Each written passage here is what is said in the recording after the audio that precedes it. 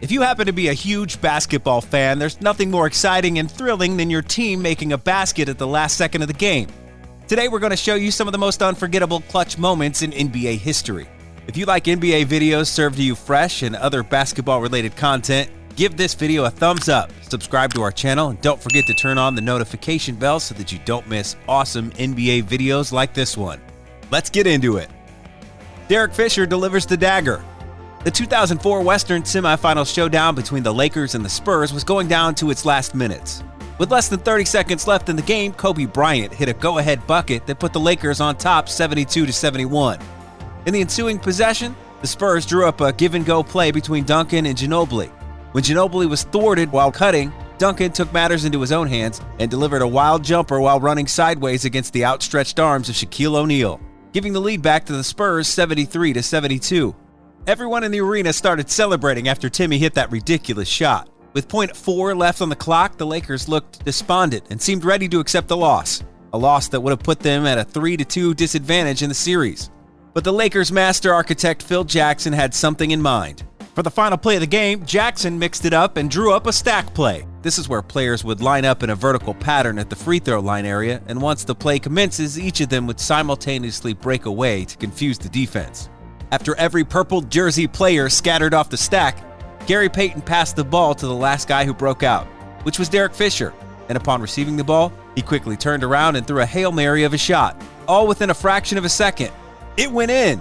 Splash! Ball game. The Lakers ran towards the locker room in jubilation and left the whole San Antonio crowd stunned by what just happened. This is arguably one of the most underrated clutch shots in NBA history given the time he had to work with and the degree of difficulty that he had to overcome. In a stacked Lakers lineup that featured 4 Hall of Famers, no one ever thought the ball would end up in the hands of the unsung hero of that game, Derek Fisher. Michael Jordan's final flight. The Game 6 of the 1998 NBA Finals will probably go down as one of the most iconic moments in Michael Jordan's legacy. Tied at 83 at the closing moments of the game, Karl Malone hit a skip pass to John Stockton for a 3, giving the Jazz a lead of 86-83. In the next possession, Jordan reverts back with an easy layup, bypassing Byron Russell's defense to cut the Jazz lead to 1.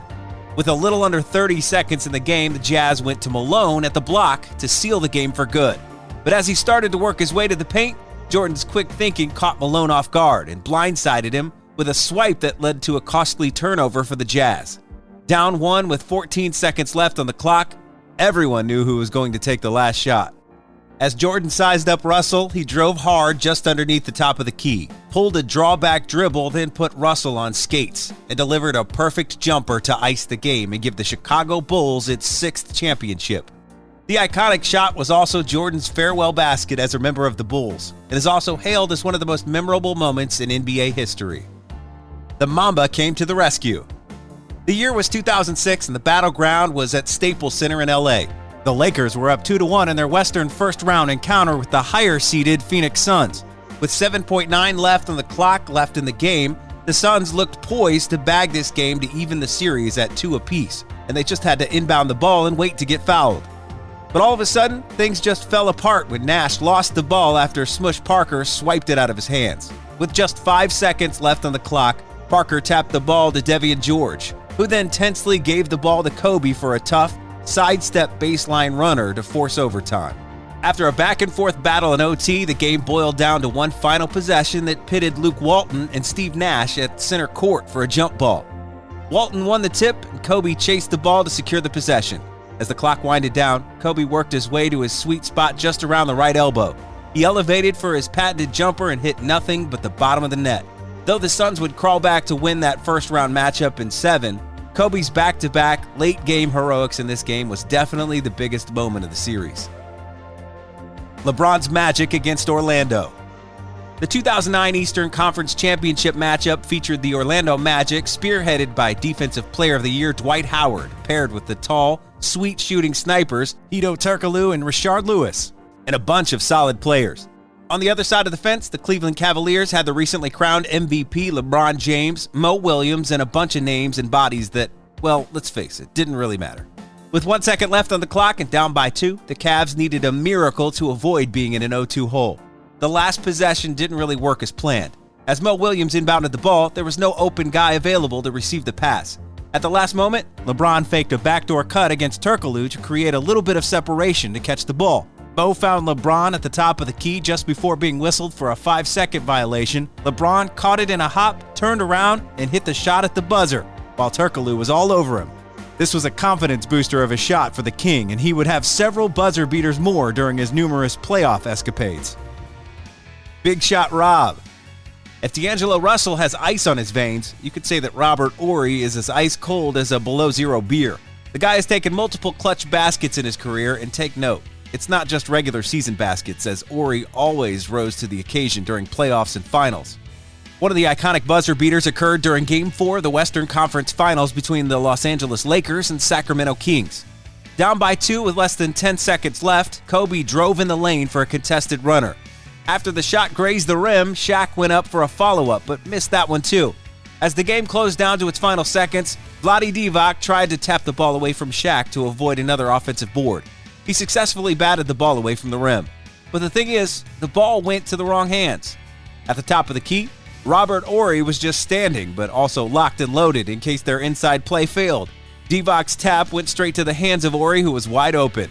With no hesitation at all, Horry gathered his position and confidently drilled the game-winning three-pointer at the buzzer. Dirk for the sweeping deuce. All hope seemed lost for the Mavs when the Heat opened up a 15-point lead with under 7 minutes left in Game 2 of the 2011 NBA Finals. No one ever thought that the Mavs could climb up from the hole that they were in.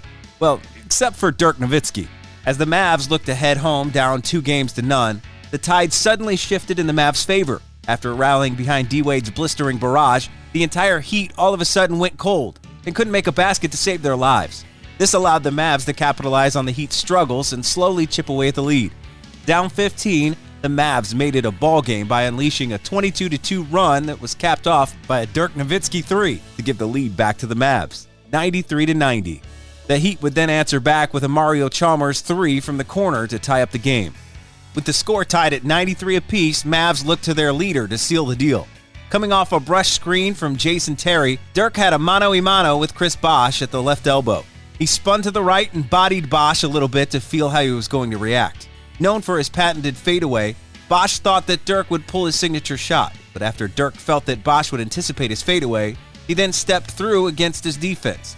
And that momentary hesitation on Bosh's part was all that Dirk needed to go up for the sweeping left layup to ice the game for good. The Mavs would eventually win the championship in 6 games, and I believe it could have been a different scenario if it wasn't for Dirk's series-changing layup. Kawhi clenches the series.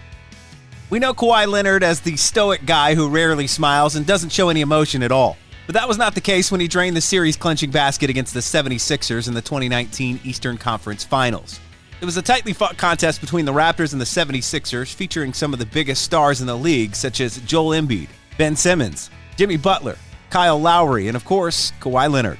After exchanging blows and trading crucial baskets, the game boiled down to one final possession. With the score tied at 90 apiece, the Raptors had the ball to inbound with 4.2 seconds left on the clock. Raptors big man Marc Gasol passed the ball to Kawhi outside the three-point arc. Kawhi would then continue to drift to the right while Ben Simmons kept in pace with him. As the clock winds down, Joel Embiid also tries to chase him to prevent him from even attempting a shot. Realizing that there was no one to pass the ball to, Kawhi continued to run to the corner baseline and elevated for the shot. What's amazing about Kawhi's shot is that the ball bounced on the rim a couple of times before it went through the hoop, to add more dramatic flair to the already suspenseful moment. The emotionless Kawhi let out a battle cry as the horn sounded while he was mobbed by his teammates. A few games later, the Raptors would go on to dethrone the former champs and claim their first ever championship in 6 games. Lillard waves goodbye to OKC.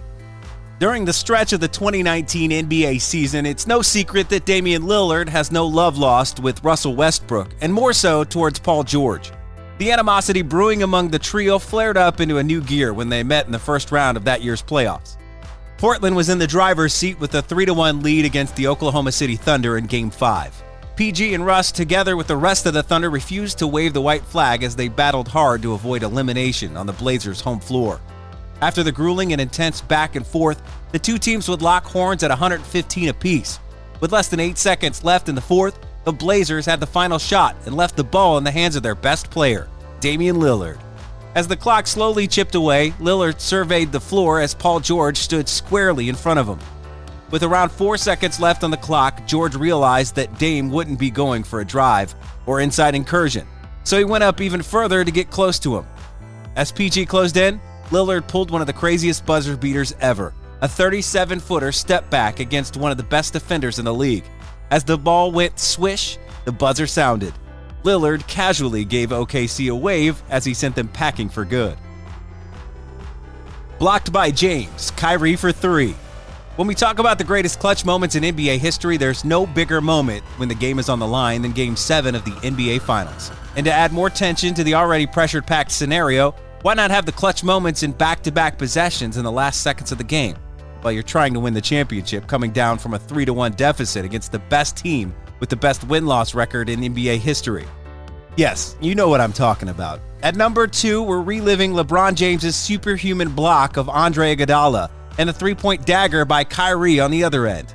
With the game tied at 89 all, the Warriors ran on the break led by Andre Iguodala and Steph Curry. Iggy gave the ball early to Steph so he could receive it back with only J.R. Smith standing in his way. As Steph passed the ball back to Iggy, Smith was able to change Iggy's shot attempt by playing phenomenal defense. The slight change in Iggy's shot trajectory was all LeBron James needed to cover the ground from half court all the way to the rim and swat Iguodala's layup with a backboard-shattering rejection. In the ensuing possession, Kyrie put the nail in the coffin with a step-back 3 in Steph's face to put the game to sleep as the Cavs would finally end the curse to give the city its first-ever championship after 52 long years. Ray saves the day. After the desperation 3 by LeBron James went awry in an attempt to tie up the ball game 95 all in the dying seconds of Game 6 in the 2013 Finals, the faces of Heat fans became pale white, just like the color of the uniforms worn by their beloved home team. But in a matter of seconds, who would have thought that the Heat would win the game and eventually win it all at Game 7? Just before this play unfolded, Greg Popovich subbed out Tim Duncan so that he could have a smaller lineup to match up with the Heat more efficiently. After LeBron missed the 3, Bosh was at the right place and the right time to grab the offensive board and had the presence of mind to locate one of the best sharpshooters in history right in the corner. With little time left on the clock, Allen was able to simultaneously receive the pass from Bosh while dragging his feet outside of the arc. Against the tough closeout of Parker, Allen confidently rose and drilled the game-saving 3 to force OT. Without that three-pointer, we can argue that LeBron would have only gotten 3 chips instead of 4. Do you agree with me on this top 10 list, or did I miss some other clutch moments that should be included in this list? Well, let me know if you've got some by commenting down below. And also make sure to subscribe and give this video a thumbs up if you liked it.